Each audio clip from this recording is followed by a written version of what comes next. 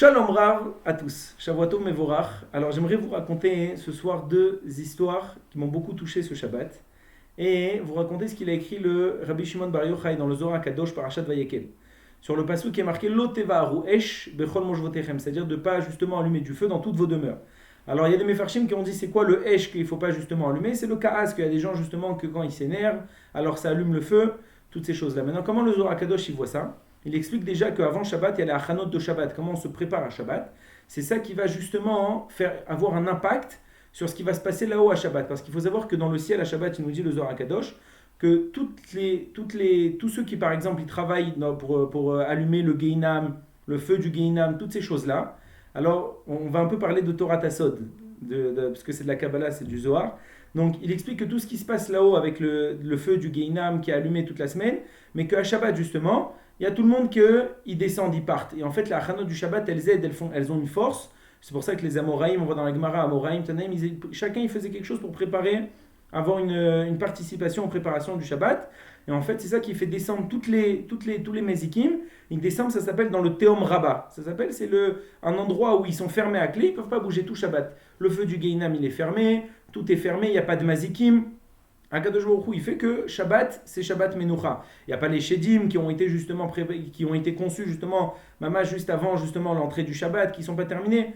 Je ne rentre pas dans tous les détails de tout ce qui est expliqué Shabbat, mais je veux arriver à ce Lotevaharu Esh, qui c'est ça qui nous importe ce soir de comprendre. Donc maintenant le feu du Gehinam, il est fermé, il n'y a rien qui se passe là-haut.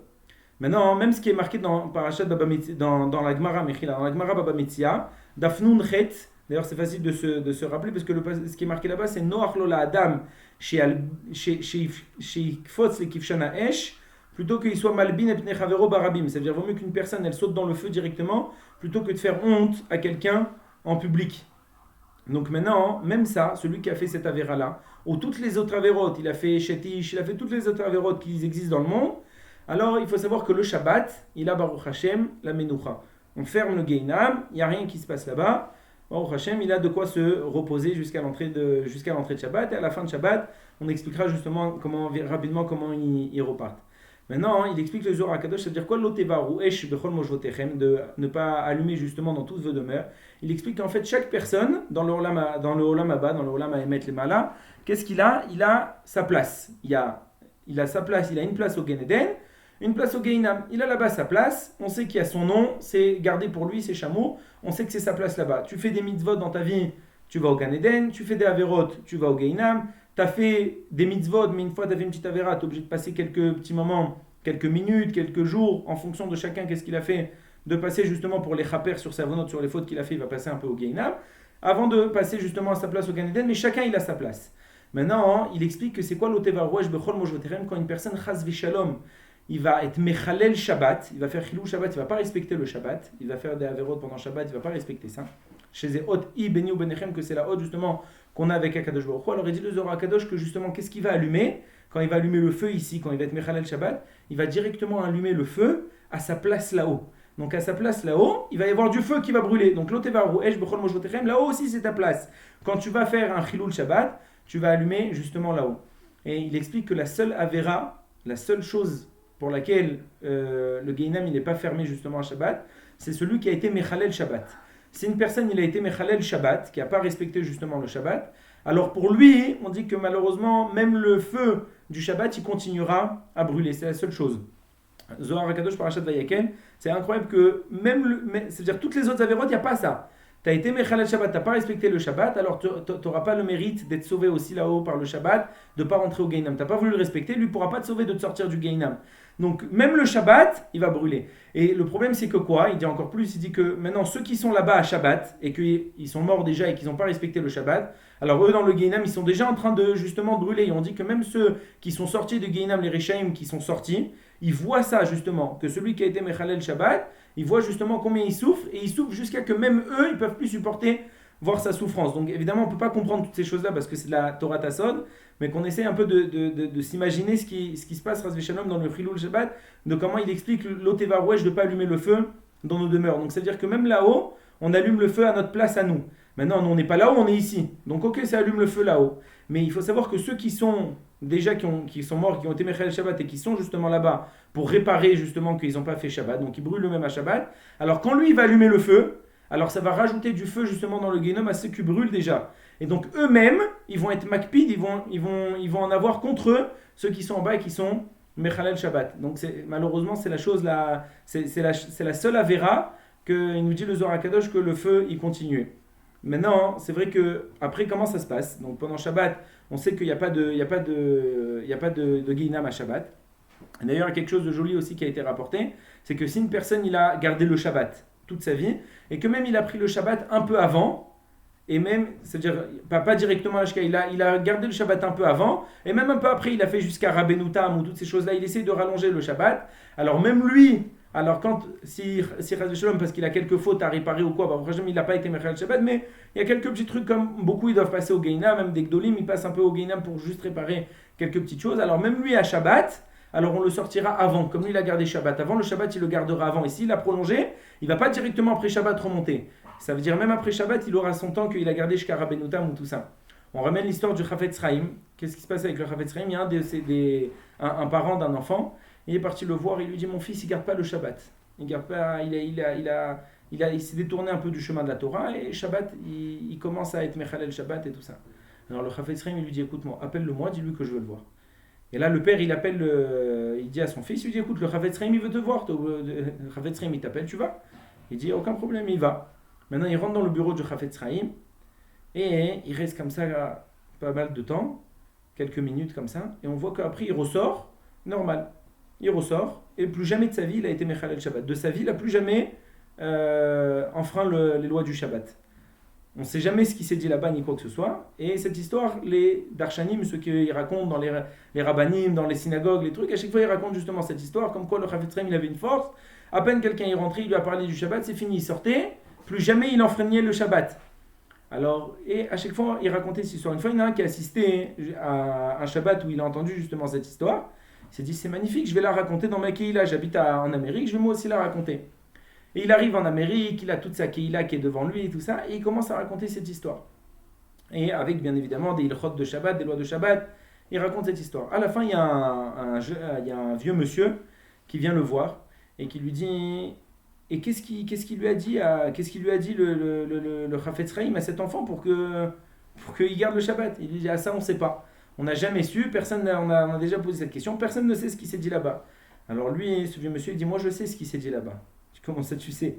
Il dit parce que c'est moi-même qui étais là-bas. Et ce qui s'est passé là-bas, il lui dit alors qu'est-ce qu'il t'a dit? Comment ça s'est passé? Comment c'est possible? Il lui dit il faut savoir qu'il m'a rien dit du tout. Il m'a pas parlé ni quoi que ce soit. Quand il m'a dit bonjour, il m'a attrapé la main, il m'a serré la main et il a commencé à trembler. Il tremblait comme ça de tout son corps. Il disait Shabbat, Shabbat. Et il commençait à pleurer. Et je voyais par terre comme ça. Les larmes elles commençaient à se remplir. Shabbat, Shabbat. Il pleurait du fond de son cœur, on sentait que il était au bout quoi. Shabbat, il me tenait les mains, je ne savais plus quoi faire. Et il y a des gouttes de ces larmes qui sont tombées sur ma main, qui sont tellement chaudes que jusqu'à aujourd'hui je ne peux pas oublier à quel point ces larmes elles étaient chaudes. Et juste il a dit le mot Shabbat, Shabbat, Shabbat, que ça le touchait tellement à l'intérieur, que jusqu'à que j'ai pris sur moi que je garderai le Shabbat toute ma vie, à ce moment-là il m'a lâché la main. Ça c'était le Chafetz Chaim qui justement il comprenait c'était quoi la ma'ala du Shabbat. Maintenant, après, donc, pour revenir à ce qu'il dit le Zohar HaKadosh, donc il explique qu'une fois que ça finit Shabbat, maintenant on fait Barichou. Donc c'est pour ça qu'on dit qu'il faut rallonger, il y en a qui disent qu'il faut rallonger dans le Barichou attaché même à voir de Harvit, pour que justement le temps qu'ils repartent justement les mazikim là-haut, qu'ils rallument le feu du Gehinam et que toutes les choses reprennent leur place, alors ça prend du temps. Et donc le Barichou qui vient à Harvit, justement plus on le rallonge et mieux c'est. Il y en a qui disent que c'est dans le Uval Etzion qu'on dit Kadosh, Kadosh, Kadosh, justement alors à ce moment-là c'est après Uval Etzion. Il y en a qui disent même jusqu'à la Havdalah, que c'est une fois qu'on allume le feu de la Havdalah. Alors en fonction de chacun, il faut savoir qu'on dit que Bisruti Haolam Nivra, qu'on dit qu'une personne, pour lui le monde il a été créé, donc on ne sait pas justement c'est quoi qui va engendrer, est-ce que ça va être le premier minyan de Harvit ou le dernier minyan qui va faire qu'après ils vont remonter. Il faut savoir que chacun il fait de son maximum pour rallonger le Shabbat par rapport déjà à ce qu'on a dit avant, que c'est intéressant même pour lui, pour après on espère que personne n'ait besoin de passer par là-bas, Bezrat Hashem, et qu'on ait le Mashiach rapidement, mais que si maintenant, même ça à la fin, ça le protégera, mais le plus qu'on peut rallonger. On dit même sur la Havdalah, c'est quand on allume la bougie de la Havdalah et qu'on fait Moré Haesh, alors à ce moment-là, on a rallumé le feu, alors ça rallume aussi le feu là-haut.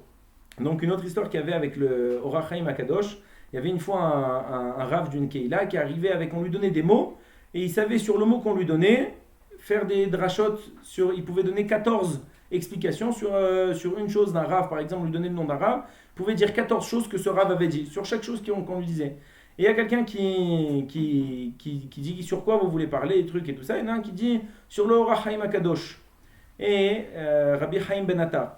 Et donc il commence à parler, il commence à dire Agaon, Rabbi, Chaim Ben Attar. Il y en a un dans le cal qui se lève et qui dit Chaim Ben Attar. Alors tout le monde commence à le regarder, c'est qui se fout, comment il se permet. À chaque fois il reprend le rab pour lui dire juste que ne dis pas Agadol, Agaon, truc, dis juste Chaim Ben Attar. Alors tout le monde le regarde, truc et tout ça, il dit mais celui-là on va s'occuper de lui, comment il est Mezalzel, Betalmidei Chachamim, comment il peut se permettre de parler comme ça. Et donc il continue. Et il continue à parler le Rav et il dit Chaim Ben Attar. À chaque fois qu'il dit un Gaon, truc, il dit Chaim Ben Attar. Maintenant, les gens ne savaient pas que cette personne-là, c'était justement Rabbi Chaim Ben Attar, qu'il ne voulait pas qu'on dise son nom, Agaon, Agadol, il ne voulait pas qu'on dise tout ça. Donc lui, il disait à chaque fois Chaim Ben Attar. Au bout d'un moment, ils sont venus et ils ont dit toi, on va s'occuper de toi à la fin si encore une fois tu reprends et que tu dis Chaim Ben Attar. Et donc le Rav, il dit Agaon, Agadol, parce qu'il doit donner 14 fois. Donc à chaque fois, il ramenait justement. Il dit Chaim Ben Attar. Ils ont dit lui, c'est plus possible, on s'occupe de lui. Une fois que le shiur il est fini, c'était pendant Shabbat, à la fin ils l'ont pris, ils l'ont enfermé dans un truc, ils ont dit lui on va l'amener en Bet Mishpat, on va lui faire un din, on va voir, on va Talmidei Chachamim, mais vas-y Talmidei Chachamim, on va le mettre en idouille, on va pas le lâcher. Et voilà que à la fin de Shabbat, le Rolam il se met à trembler.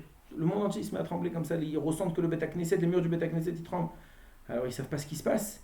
Et là le Rav de la Keila qui était un gadol, qui comprenait pas ce qui se passe, il a demandé à Kadosh Baruch Hu qu'il lui envoie un siman ou quoi. Et voilà que il lui vient tout de suite en rêve, il s'assoit, il s'assoupit, il vient en rêve justement à Kadosh Baruch Hu, il vient, il lui explique. Il lui dit tu ne comprends pas que le Rolam il est là-haut, c'est bloqué parce que tout le feu du Gehinam ne s'est pas encore allumé parce que c'est la Havdalah de Rabbi Chaim Ben Attar qui rallume justement, c'est sa Havdalah qui détermine pour là-haut de rallumer le feu. Il dit mais quel rapport avec moi, quel rapport Rabbi Chaim Ben Attar? Il dit mais tu l'as enfermé, c'est toi qui l'as enfermé. Et là, il a compris son erreur, il sait de qui il parlait, ils ont compris ce qui s'est passé, ils sont partis, ils ont ouvert la porte, il a pu faire l'Avdallah, tout a pu rentrer en ordre. Tout ça pour expliquer que même quand on dit que le Motzei Shabbat, pourquoi on sent les Bessamim, il dit le Zohar HaKadosh, pourquoi on sent les Bessamim, même le Harizal qui explique qu'on doit faire les mains comme ça, on doit cacher le pouce, et qu'on voit justement dans les ongles le reflet de la lumière. Donc peut-être qu'on reparlera de ça dans un autre shiur sur la Havdalah, mais rien que déjà, étant donné que le feu du Gehinam se rallume à Motzei Shabbat, donc à la fin de Shabbat, donc même la Neshama elle-même, qu'elle ressent parce qu'elle a un lien avec ce qui se passe là-haut, alors elle sent justement que ça commence à brûler là-haut, que ça commence à s'allumer, et alors à ce moment-là, elle commence à sentir l'odeur. Nous, on ne sent pas cette odeur. Mais alors on lui met le Bessamim pour que justement, ça commence à la calmer. Maintenant, juste une petite parenthèse sur ce qui se passe aujourd'hui dans le monde. Je n'ai pas l'habitude de parler de ça parce que moi-même, je ne suis aucune information, je ne sais rien du tout, mais juste comme on en parlait un peu Shabbat, donc juste pour expliquer ce que j'ai entendu justement ce Shabbat sur ça, sur ce qui se passe, la guerre, la Russie, toutes ces choses-là. Alors moi personnellement, j'y connais rien, mais juste je répète ce que les rabbinim m'ont dit, quelqu'un avec qui j'ai parlé ce Shabbat, qui explique justement qui est en lien avec des grands rabbinim ici en Israël, que personne n'a le droit de se prononcer ou de dire encore les choses. Donc j'aimerais quand même vous partager, parce que je ne m'y connais pas et que juste pour dire ce qui se dit un peu, peut-être je peux partager ça avec vous, c'est que apparemment la Russie, on a déjà expliqué dans un cours précédent que la lettre Gimel c'était justement tout ce qui était Gaava. Et qu'on sait que c'est quoi la troisième guerre mondiale, la fin qui va y arriver avant le Mashiach, ça s'appelle Gog ou Magog, quelque chose qui a que des Gimel, justement de la Gaava. Et tous les Nevi'im, ils ont parlé que justement ça allait être la Russie qui allait devoir, qui allait venir et qui allait attaquer les autres pays, toutes ces choses-là. Donc on est en train de voir justement aujourd'hui que les choses elles commencent justement à se concrétiser. C'est pour ça que tous les rabbinim ils commencent à dire ceux qui n'ont pas encore acheté un costume pour se préparer à l'avenue du Mashiach, achetez un costume, préparez-vous, ça arrive. Donc bon, Baruch Hashem, toute notre vie on attend le Mashiach, mais on voit que les Nevim, les Nevuot elles commencent à se concrétiser, comme par exemple on dit que ça vient, le Mashiach il viendra après une année de Shemitah, Besov Shvi'it, il y a marqué que ça va venir Besov Shvi'it, après donc une année de Shemitah, et justement on est en train de vivre une année de Shemitah. D'ailleurs Sov Shvi'it, la gematria de Shvi'it, la valeur numérique de Shvi'it, c'est quoi? C'est Tafshin Pebet. C'est l'année hébraïque dans laquelle justement on se trouve, l'année de Tafshin Pebet. Donc, si Bezrat Hashem, on ne sait pas maintenant ce qui va se passer ou quoi au caisse, mais le Rav Frankfurter, déjà, il avait parlé à l'époque, il avait vécu la Première et la Deuxième Guerre mondiale, il a dit déjà la Première et la Deuxième Guerre mondiale, c'est rien comparé à ce qu'il va y avoir pendant la Troisième Guerre mondiale. Même le Gaon de Vilna, il a parlé de ça. Tous les Gdolim qui ont donné quand même quelques informations sur ça, et qu'il disait qu'une des premières, une des villes qui va être rasée d'un seul coup, ça va être l'Amérique, ça c'est le Rav Frankfurter qui avait dit ça, l'Amérique, Londres et Paris. Ces choses-là, ils vont partir d'un coup et qu'ils ne pourront plus justement se sauver, comme on voit malheureusement en Ukraine aujourd'hui, il y a des juifs qui sont bloqués parce que les avions ils sont bloqués. Donc tout est bloqué. Moi je parle aussi beaucoup pour ma famille parce que c'est vrai qu'aujourd'hui il faut commencer à se rendre compte de ce qui se passe et que Bezrat Hashem, que chacun il réalise que maintenant on a encore la chance de pouvoir venir en Eretz Israël, qu'il y a tout en Eretz Israël et que c'est le moment de se préparer à venir. C'est vrai que c'est pas facile, il y a le travail des maisons à vendre, mais quand on voit que Bezrat Hashem c'est le moment et que notre place elle est ici en Eretz Israël, alors que Bezrat Hashem, chacun il a encore la possibilité de vendre, de racheter, de se préparer à venir sans avoir besoin de se sauver et de venir avec rien. Donc Bezrat Hashem, en espérant qu'on ait le Mashiach très très vite ici en Eretz Israël, même que ça va pas être facile au Kaukes, c'est les Cheshbonot d'Akadosh Baruch Hu. Et même lui, ce qui fait ce dirigeant russe, tout est dans les mains d'Akadosh Baruch Hu. C'est juste une marionnette que Akadosh Baruch Hu, il fait bouger. Il a les armes que seul lui a, que aucun autre pays ne peut avoir, avec qui il est en lien avec la Chine, que lui aussi il a que ça. Donc il y a beaucoup de choses qui font justement qu'il a cette Gahava, comme on a dit, qu'il peut justement attaquer qui il veut. Donc Bezrat Hashem, que cette petite parenthèse, je ne sais pas quelle influence ça pourra avoir, peut-être que c'est des bêtises, je ne sais pas parce que je ne m'y connais pas en tout ce qui est politique ou toutes ces choses-là de ce qui se passe. Mais Bezrat Hashem, si c'est rentré dans une oreille ou que même une personne, ça peut lui donner des forces. Ici en Eretz Israël, on attend tout le monde rapidement Bezrat Hashem et qu'on soit prêt à ce qui nous attend. Chazakim, Obruchim.